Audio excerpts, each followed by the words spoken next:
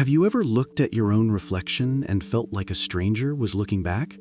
Not out of vanity, but out of a profound, unsettling question. Who have I become? We all carry an inner blueprint of our potential, a silent promise of the person we could be. And the chasm between that promise and our present reality is the most potent psychological pain there is. This isn't about fixing a flaw. This is about a quiet revolution, a dismantling of the self from the inside out. And it begins not with a decision, but with a specific kind of discomfort, a deep cellular restlessness, an itch in your soul that you can't scratch, telling you that the story you've been living is written in a language you no longer understand. We like to imagine change as a dramatic event, a lightning bolt of insight, a single, powerful decision made in a moment of clarity. But that's a story we tell ourselves to simplify a much more complex and far more beautiful process. True transformation is a psychological archaeology project. It's the slow, often painstaking work of uncovering the foundational beliefs buried beneath your everyday thoughts. These aren't just opinions. They are the invisible architects of your life, silent commands programmed deep in the subconscious. I'm not good enough. People like me don't succeed. It's safer to stay small.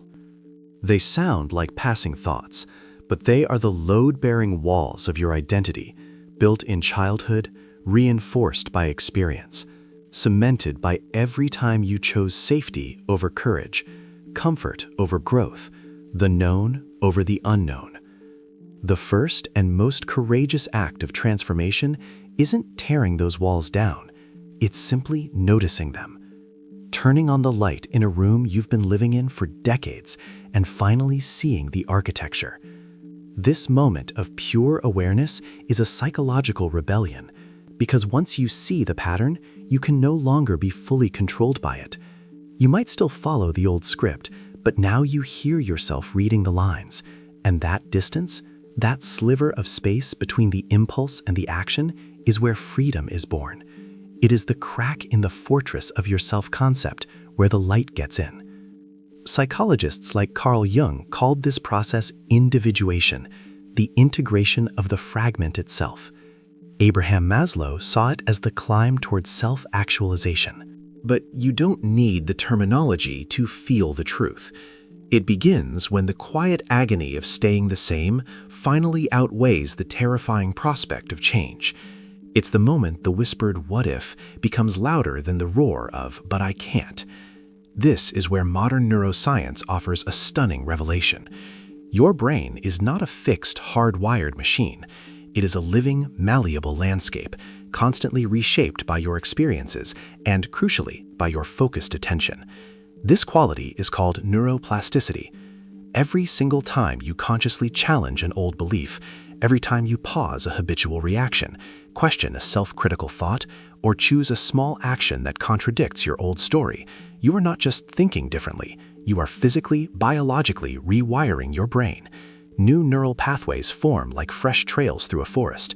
The old, well-trodden paths of self-doubt begin to grow over from disuse.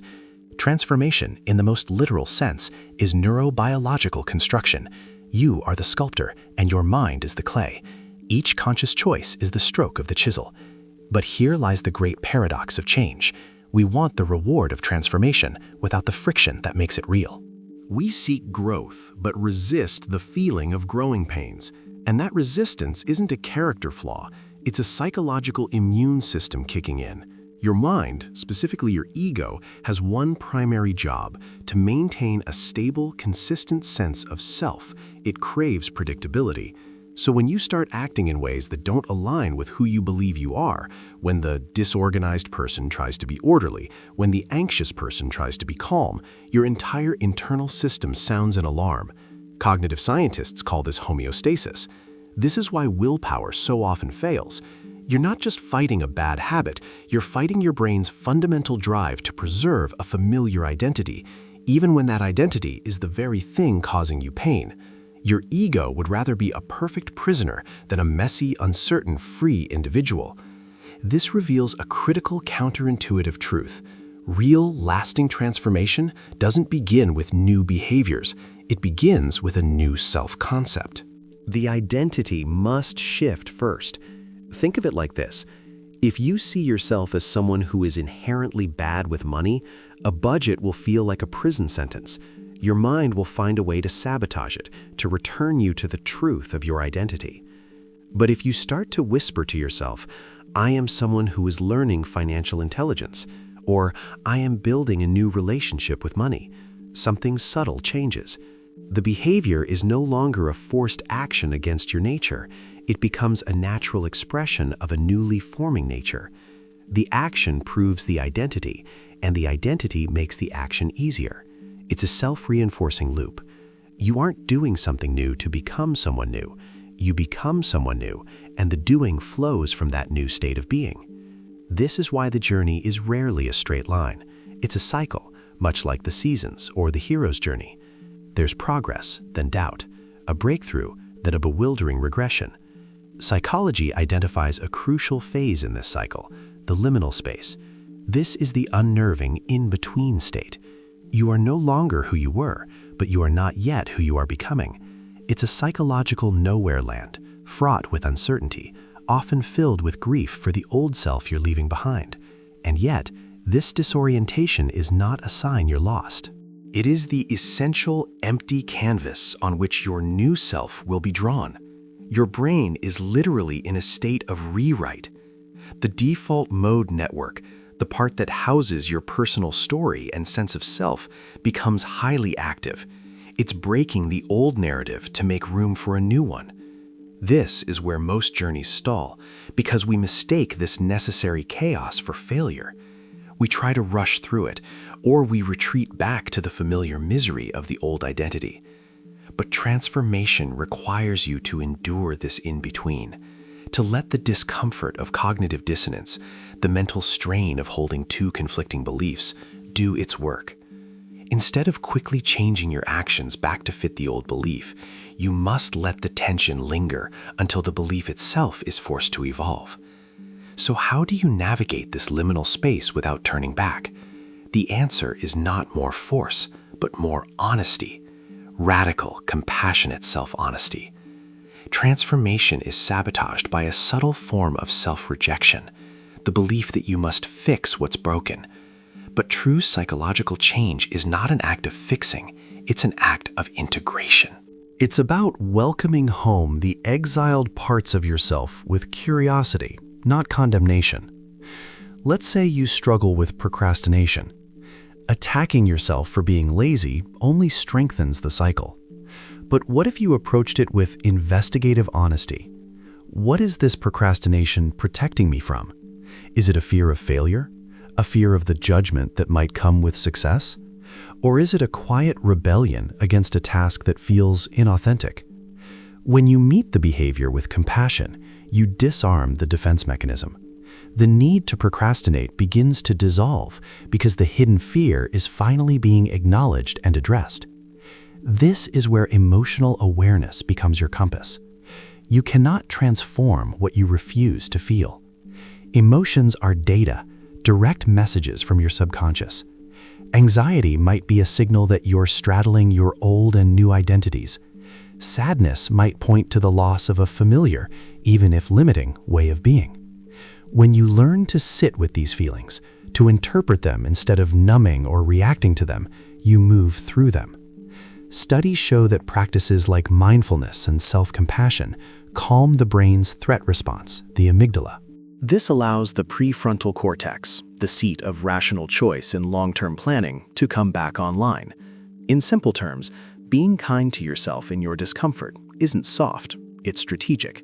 It literally expands your brain's capacity to change. It is the fertilizer for neuroplasticity. Your environment is also a silent partner in this work. Your willpower is no match for a world designed to reinforce your old identity. If you're trying to become healthier, but your kitchen is filled with temptation, you're fighting an uphill neural battle. If you're seeking peace but constantly consume negative media, you're flooding your brain with the wrong signals. This is the principle of environmental design. You must build a world that reflects the person you are becoming. Add cues that support the new identity. Remove triggers that pull you back into the past.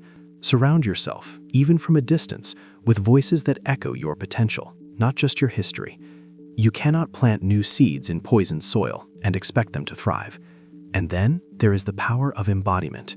This isn't about positive affirmations you don't believe. It's about the deliberate, physical rehearsal of your new self. Neuroscience reveals that vividly imagining an action activates similar neural networks as performing it. When you mentally rehearse speaking with confidence, responding with calm, or acting with discipline, you are giving your brain a blueprint. You are making the unfamiliar familiar. It's a gentle form of persuasion, showing your subconscious, this is also who we are. Take it a step further. Physically adopt the posture of the person you wish to become. Stand taller, speak slower, breathe deeper. The body is not just a vehicle for the mind, it is a feedback loop that tells the mind who it is. Over time, a profound shift occurs. The struggle lessens. You stop chasing transformation and start embodying it. The external changes, the healthier habits, the calmer reactions, the clearer boundaries, are no longer goals to achieve.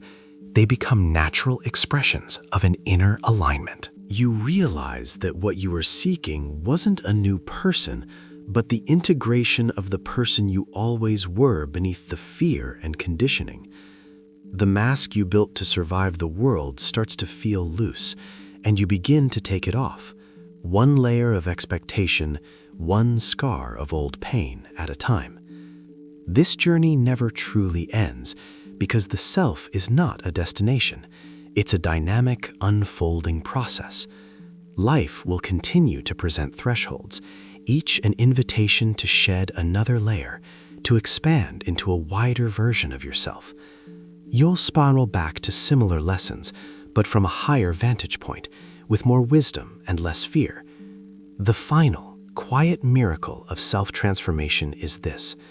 You look back one day and realize the person who once felt like a stranger in the mirror is now a familiar, trusted friend. The war inside has softened into a conversation. The silence is no longer empty, but full of potential.